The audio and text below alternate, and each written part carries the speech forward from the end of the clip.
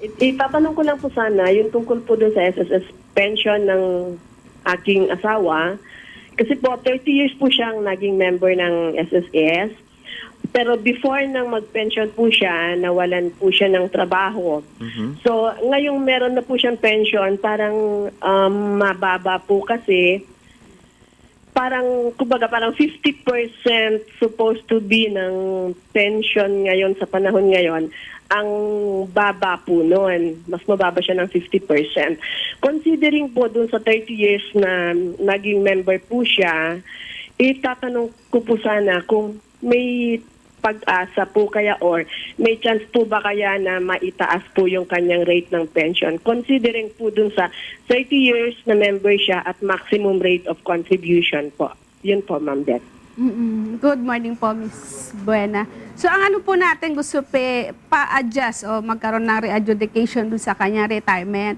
So, pwede po tayong magpunta sa pinakamalapit na branch ng SSS, magpa-manual verification po tayo, lalo na po yung 85 to 89 or 1985 to 1989, pwede po yung request ng manual. Pag yun po ay lumabas at nadagdag dun sa inyong contribution ng inyong asawa, pwede tayo magawa ng letter para i-adjust po yung pension.